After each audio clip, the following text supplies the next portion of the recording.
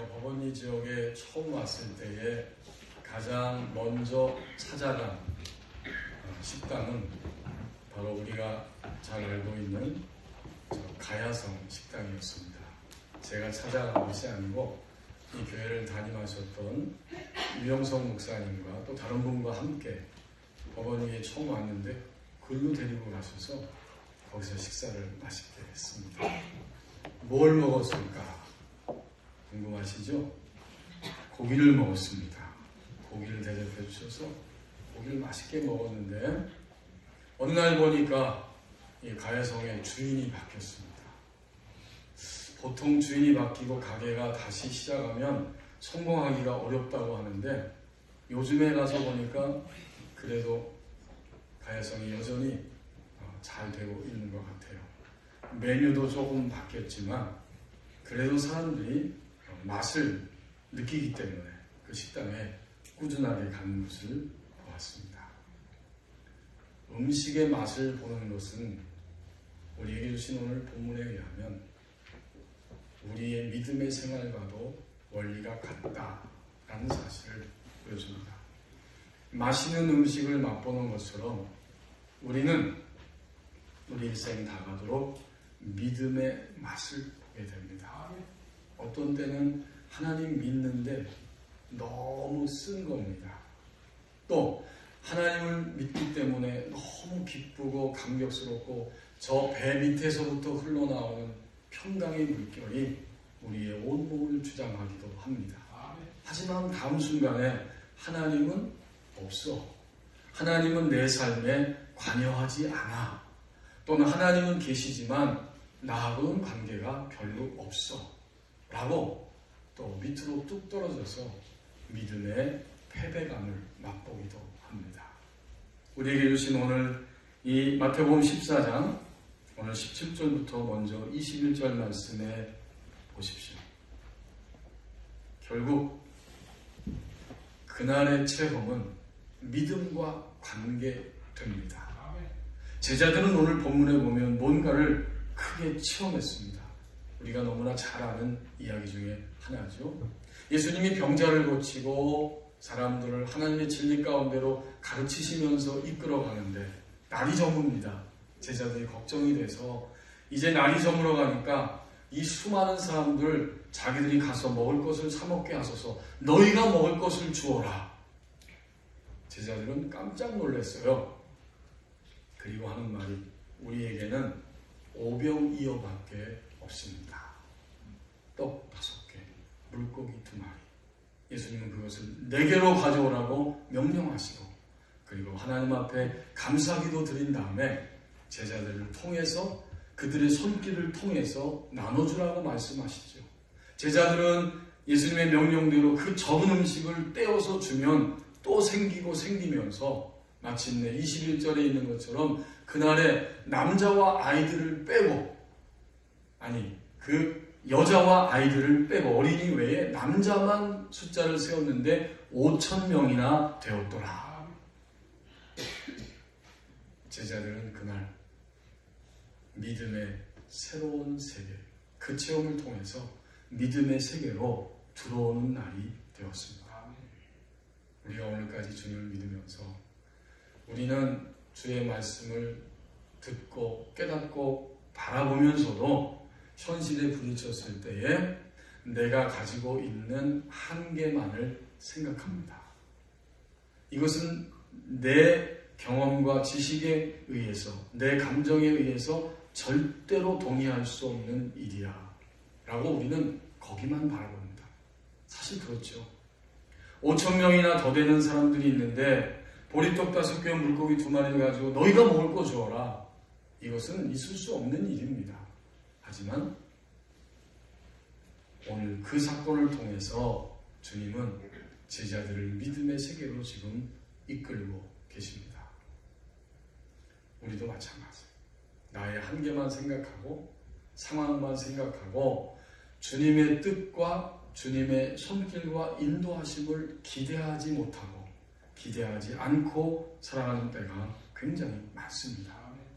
어쩌면 오늘 이 아침에 나온 이 시간조차도 우리는 주님에 대한 습관적인 예배와 주님에 대한 습관적인 지식과 주님에 대한 습관적인 감정을 가지고 나와 앉아 있을지도 모릅니다. 주님이 오늘은 새로운 것을 나에게 보여주실 것이고 나에게 나타나실 것이다. 이런 기대감, 또 이러한 소망, 이것을 전혀 갖지 않고 주님 앞에 나올 수도 있습니다.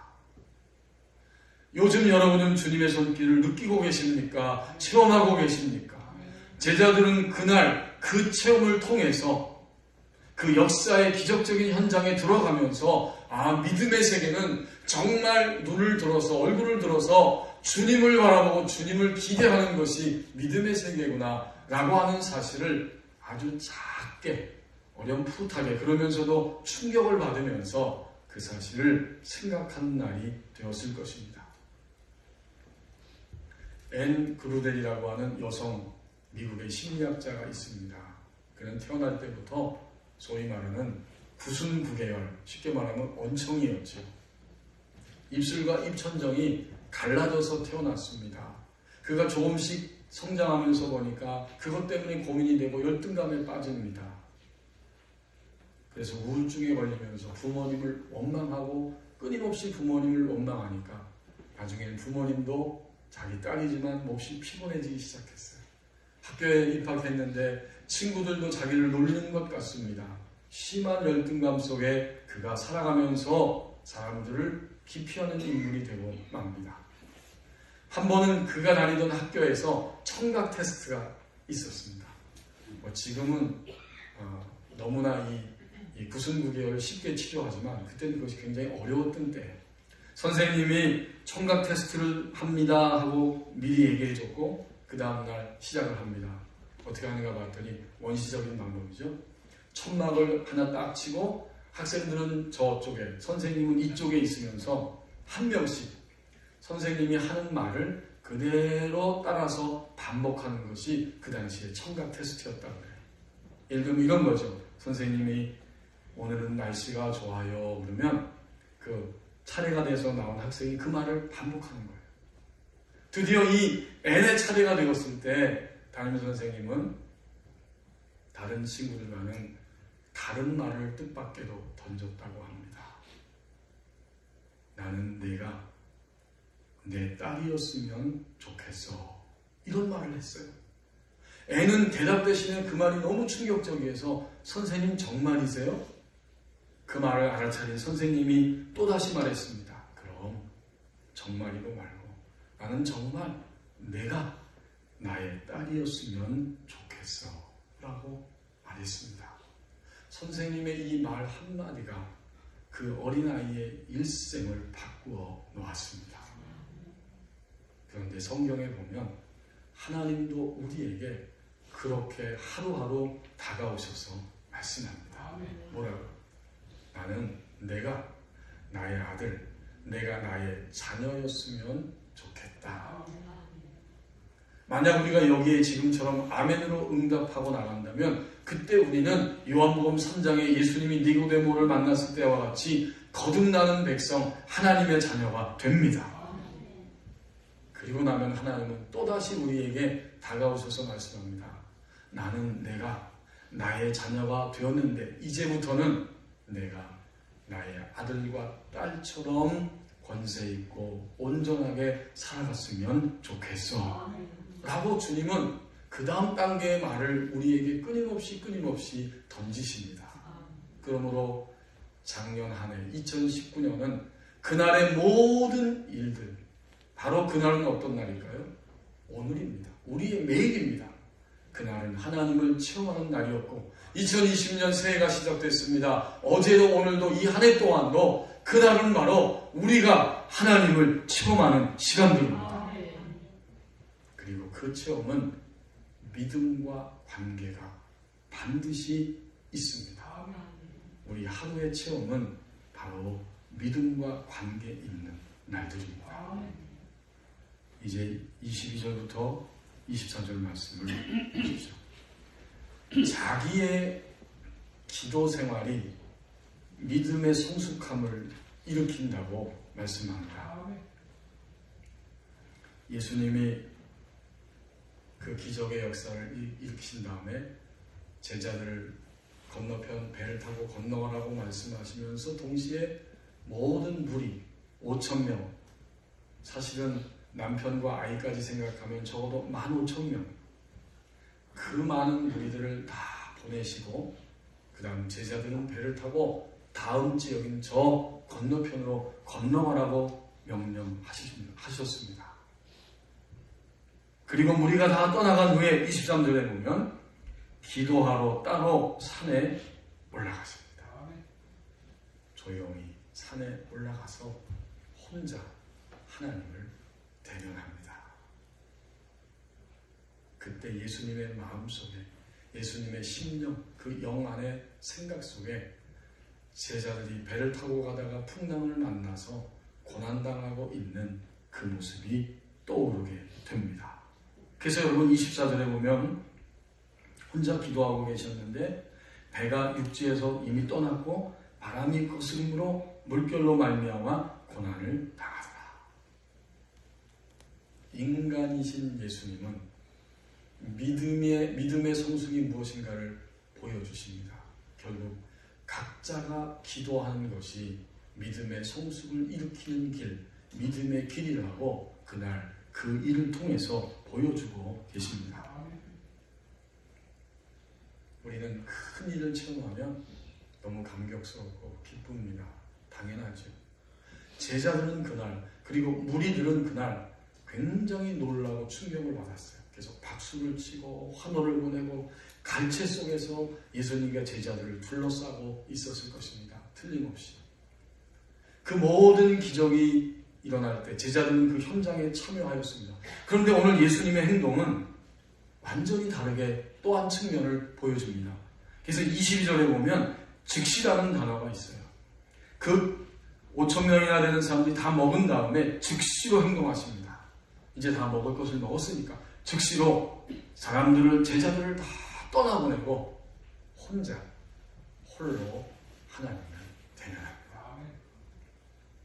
결국 믿음의 성숙함이 무엇인가 보았더니 감격스러운 큰 일, 박수와 환호 속에 있었을지라도 조용히 다시 하나님 앞에 나가 하나님을 대면하는 그 시간을 놓치지 않는 것이 믿음의 성숙입니다. 우리는 너무 낙심해도 하나님을 놓쳐버리고 너무 엄청나고 큰 일을 경험했을 때에도 우리는 하나님을 놓쳐버리기가 쉬운 거예요. 인간이신 예수님은 믿음의 성숙함이 무엇이고 어떻게 가는 것이 믿음의 성숙함인지를 그 사건을 통해서 보여주는 겁니다. 오병이어의 기적적 사건이 일어났고 그날의 날이 어두워지고 이제는 새로운 날들이 다가오고 있기 때문에 그 기적의 자리에 더 이상 머무르는 것이 믿음이 아니라 그 다음에는 어디를 향해 가는 것이 하나님 아버지의 인도하심이고 뜻인지를 묻기 위해 아주 조용히 혼자 산에서 하나님을 대면합니다. 우리는 사람들이 칭찬하고 박수칠 만한 일을 했을 때 그 일을 두고두고 회상하면서 그 일에 매여 있기가 쉽습니다. 하지만 믿음의 세계는 하나님의 놀라운 손길을 경험한 이후에 또다시 조용히 잠잠히 하나님을 대면하는 시간이 있는 것, 이것이 바로 믿음의 성숙함입니다. 주님이 그 산에 올라가서 뭐라고 기도하셨을까요? 본문에 기록되어 있지 않지만 주님은 분명히 그렇게 기도하셨을 것입니다. 오늘 이 백성들에게 하나님이 육신의 떡을 먹이셨습니다. 그러나 하나님의 놀라운 은혜를 경험할 때 그 더 깊은 진리를 모두가 다 깨닫기를 원합니다. 이 빵을 먹이시는 하나님의 놀라운 역사는 궁극적으로 인간의 모든 필요를 채워서 그들의 영혼을 살리시는 영적 생명을 구원하시는 하나님의 역사임을 그들이 알게 되기를 원합니다. 그렇게 기도하셨을 것이고 더군다나 우리 주님은 또한 유대인만을 위한 하나님 나라의 복음이 아니라 이제는 이런 사건을 통해서 하나님은 이방인들까지 모두가 다 하나님의 구원 안으로 들어오게 하시는 것이 하나님의 뜻임을 이들이, 나의 제자들이 먼저 알기를 원합니다. 그렇게 주님은 기도하신 다음 내일의 한 날은 하나님이 어느 방향으로 이끄셔서 하나님의 이 구원의 복음을 증거하기를 원하십니까? 이렇게 내일을 위해서 기도하는 시간이었습니다. 자신의 기도 생활이 없을 때 우리는 자만심이나 우쭐함에 떨어지고 딱딱하게 굳어져서 교만한 모습으로 살아가기가 쉽고, 자신의 기도 생활이 없을 때 우리는 내 안에 숨겨진 깊은 내면의 동기가 무엇인지를 제대로 발견할 수 없고, 그래서 그는 하나님이 주시는 그 사랑의 물결 안으로 들어가지 아니하고 정체되어서 굳어지기 쉬운 것이 인간의 모습입니다. 여러분, 요한복음 6장 14절 15절에 보면 이 똑같은 사건을 기록하면서 예수님이 그렇게 기도하셨다는 사실을 우리에게 보여주고 있습니다. 요한복음 6장 14절 15절 말씀에 이렇게 기록해 놓고 있습니다.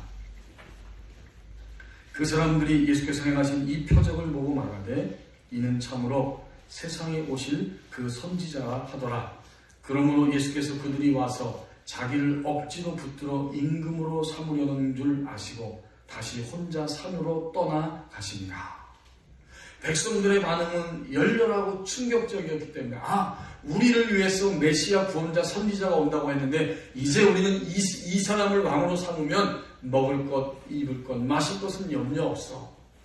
그리고는 자신들의 하나님, 유대인만의 하나님, 우리의 육적 필요를 채워주시는 하나님으로 생각하고 있기 때문에 요한을 통해서 분명히 기록해 주시기를, 예수께서 그들이 와서 자기를 억지로 붙들어 그런 임금으로 정치적인 메시아로 삼으려는 줄 아시고 다시 혼자 산으로 떠나 가십니다.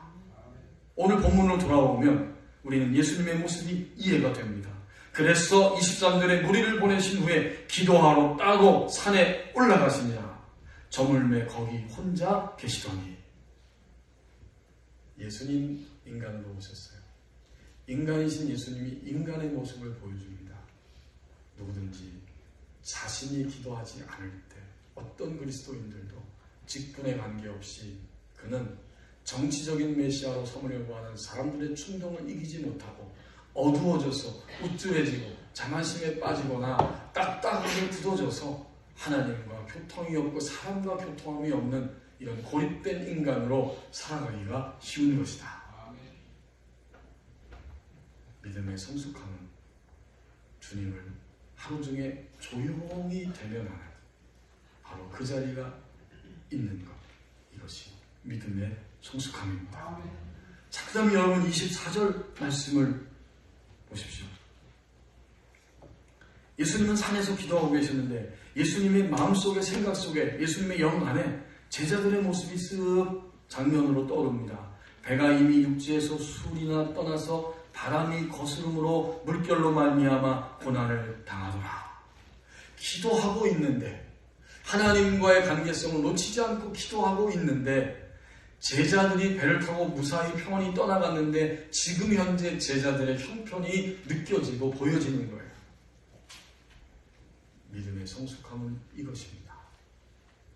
하나님과 대면할 때 우리는 점점 사람들에 대해서 긍휼히 여기는 마음이 솟아납니다. 주님은 이걸, 인간이신 예수님은 이걸 보여주고 있는 거예요. 여기 바람이 거스른다 하는 말은 계속해서 밀려오는 겁니다. 또 제자들이 고난당했다 할 때 이 단어를 살펴보니까 고난당한다 하는 말이 산모가 해산할 때의 고통과 똑같은 단어입니다. 그러니 그들이 그 물결이 막 몰아치면서 이젠 죽을 수밖에 없다라고 하는 공포와 두려움 가운데 산모의 고통처럼, 해산하는 엄마의 고통처럼 고통을 당하고 있었고, 예수님은 산에서 혼자 계셨지만은 제자들의 고난당하는 그 모습이 비춰지고 느껴지기 시작한 거예요. 믿음의 성숙함이 무엇인가? 자신의 기도 생활을 하는 것이고, 동시에 그가 믿음이 성숙해질 때 자신이 기도할 뿐만 아니라 사람들의 모습이 보여지면서 그를 긍휼히 여기는, 점점 더 사람들에 대해서 그가 어떤 상태에 있는지 그를 불쌍히 여기는 이런 마음이 나타나기 시작합니다. 이게 바로 믿음의 성숙함이라고 인간 예수님을 통해서 우리에게 보여줍니다. 스타벅스 세대를 위한 전도라고 하는 책을 쓴 리처드슨 교수님이 계시는데, 그는 그 책에서 자신의 이야기, 자기 친구의 이야기를 해주고 있습니다.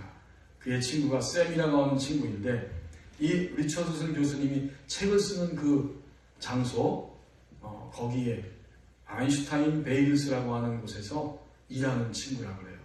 아인슈타인 베이글스가 전 처음에 뭔지 몰랐는데 보니까 커피, 베이글스, 빵을 함께 파는 그런 매장입니다. 그러고 보니까 이 교수님이 세련됐어요. 요즘 우리 젊은 청년들 보니까 보통 공부를 도서관에서만 하는 게 아니라 그런 커피숍 같은 데 가서 불 켜놓고 커피와 빵을 먹으면서 그렇게 공부하는 것을 볼 수 있습니다. 이 교수님도 그래요. 그날도 이제 자기 친구가 일하고 있는 그 장소에 가서 빵을 먹고 베이글스를 먹고 커피를 마시기 위해서, 그리고 책을 쓰기 위해 갔습니다. 이 샘의 아버지는 무슬림이고 엄마는 믿는데 침례 교인이라고 이야기를 합니다. 갑자기 샘이 줄 서 있는 자기에게 다가와서 내가 지갑을 잃어버렸어, 어떡하면 좋겠니라고 말을 했답니다. 그 말을 듣자마자 리처드슨 교수님이 그래 샘, 내가 기도해 줄게, 이렇게 대답을 했습니다. 이 친구가 그 말을 듣더니 그래 고마워, 뭐 별로 해볼 건 없지, 이렇게 대답을 하더라고요. 아주 시큰둥하게 대답하는 거죠. 그리고는 잠시 후 10분이 지났는데 이 친구 샘이 달려와서 말합니다. 자기의 지갑을 찾았다는 거예요.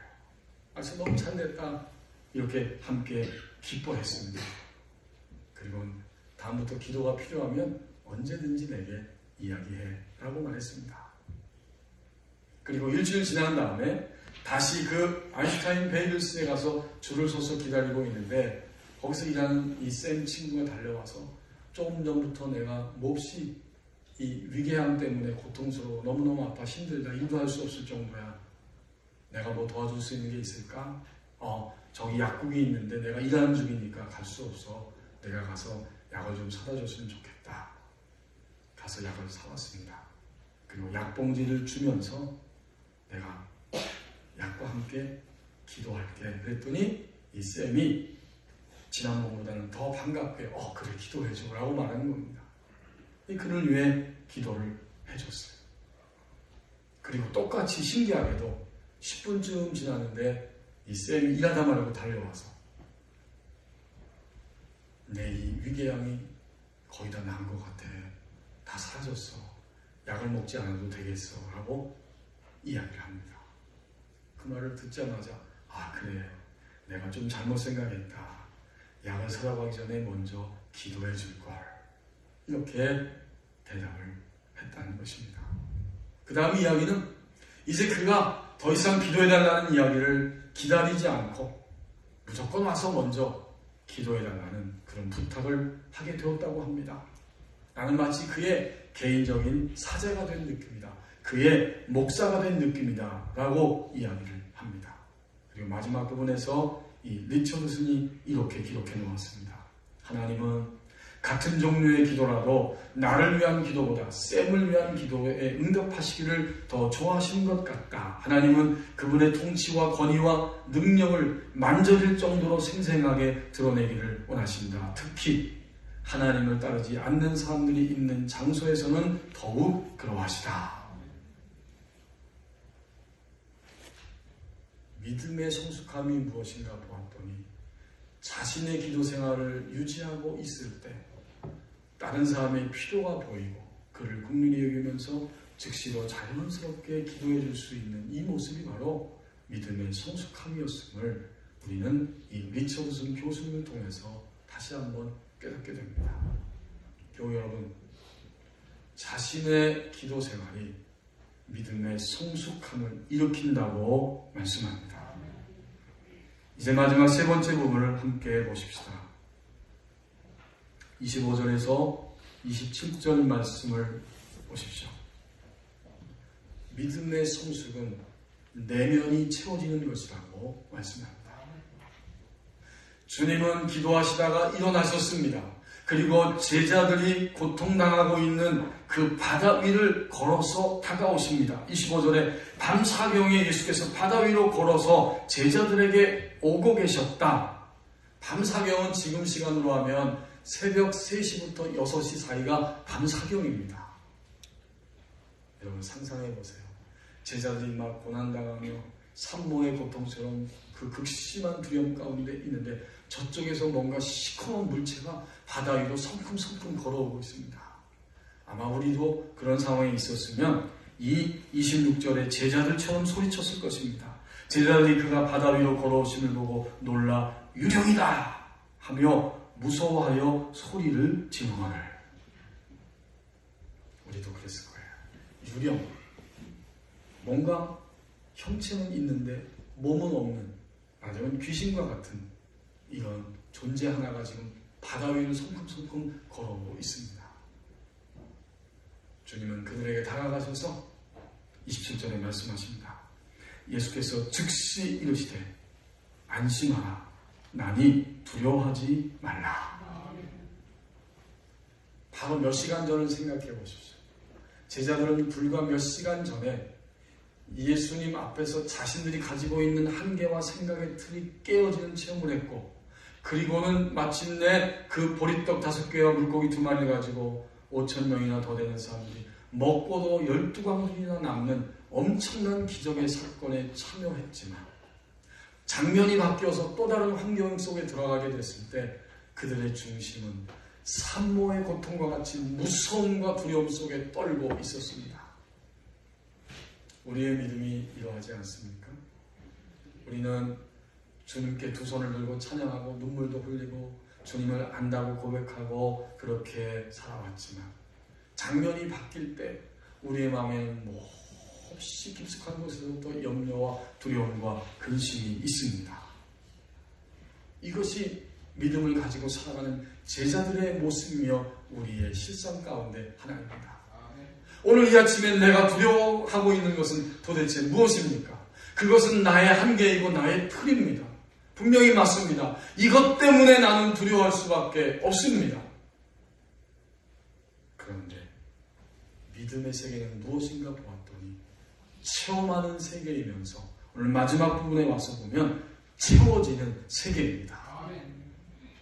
무엇으로 채워지는가? 27절에 보면 나타나죠. 예수님이 3마디 말씀을 하셨습니다. 첫 번째는 현재 명령형입니다. 즉시 이르시되 안심하라. 이것은 현재 명령형이에요. 곧 이런 뜻입니다. 지금 즉시 조용해지고 즐겁게 살아가라. 이런 뜻이 담겨 있어요. 제자들이 그렇게 벌벌 떨고 있는데 이게 이해가 안 되는 거잖아요. 하지만 주님은 명령하시는 거예요. 지금 즉시 조용해지고 즐겁게 살아가라. 이게 바로 안심하라, 이런 의미입니다. 두 번째는 나다. 유령이 아니고 바로 나다라고 말씀하는 거예요. 얼마나 현실적인 거예요. 제자들이 얼마나 그 순간에 안심했을 수 있겠어요. 유령이 아니고 바로 나야. 내가 내 곁에 있고 너희들 곁에 있고 나는 바로 생명의 구원자 메시아 주님이다. 이 말은 출애굽기 3장 14절에 보면 모세가 하나님 앞에 부름받고 두려움 가운데 백성들에게 가서 하나님의 이름을 뭐라고, 당신의 이름을 뭐라고 말해야 됩니까? 물었을 때에 하나님 자신이 하신 말씀이에요. 나는 나다. 나는 스스로 있는 자. 나는 나다. 바로 그 말이에요. 주님은 절대적인 권세와 능력을 가지고 우주를 통치하시고 지구를 통치하시고 한국을 통치하시고 나와 나의 삶을 통치하시는 바로 그러한 주님이십니다. 그러니까 나는 나라는 거예요. 세 번째 마지막 말씀은 그런 거로 두려워하지 말라. 지금 즉각적으로 두려움을 버리라, 그런 뜻이에요. 주님의 이 3마디의 음성이 들려졌을 때 제자들은 비로소 안심할 수 있게 됩니다. 여러분, 그들의 심령은 두려움에서 다시 채워졌습니다. 믿음의 세계, 믿음의 마지막 지점의 성숙함이 무엇인가 보았더니 그것은 채워지는 거예요. 두려움은 즉시로 떠나가고 채워지는 것입니다. 무엇으로? 예수님 자신으로. 믿음의 마지막 지점은 점점 내 심령이, 내 안이 채워지는데 예수님으로 채워집니다. 우리 일생 동안 우리는 주님을 믿는다는 것은 주님으로 내 안에 채워지는 거예요. 그래서 이제는 우리가 주님이 안에 계시기 때문에 주님의 말과 주님의 생각과 주님의 행동과 주님의 반응이 나오게 됩니다. 이게 믿음의 마지막 지점을 가는 거예요. 우리 자신을 바라보면서 우리 안에 무엇이 채워져 있는지를 금방 알 수 있습니다. 아마도 여러분 이 예배당 예배 마치고 문을 열고 저 사거리 가다가도 뭔가 내게 딱 왔을 때 내 안에 예수님이 채워져 있으면 예수님의 사랑과 예수님의 말과 예수님의 행동이 나갈 것입니다. 반면에 예배당 예배 마치고 예수님을 딱 던져버렸으면 그 다음에 내 습관적인 말과 행동과 반응이 그대로 나가버립니다. 두려움이 즉각적으로 물러가고 예수님이 채워져서 예수님 안에서 평안을 누리게 됩니다. 믿음의 성숙함은 채워지는 것이라고 말씀합니다. 우리는 이 땅에 살 동안에 두 발로 걷습니다. 그렇죠? 양발로 온전히 서서 걸어갈 수 있습니다. 그래서 발이 다친 분들은 양발을 쓰지 못할 때 목발을 짚고 지탱하면서 걸어가게 되죠. 우리의 몸이 이런 양발로 온전히 걸을 수 있는 것처럼 오늘 우리에게 주신 말씀에 보면 믿음의 세계는 두 방면이 있습니다. 믿음의 길에는 두 방면이 있는데 그것은 오늘 바로 매일매일 체험하는 것이고 그 체험을 통해서 이제는 예수님으로 채워지는 것입니다. 이것이 믿음의 길 두 방면입니다. 기도하겠습니다.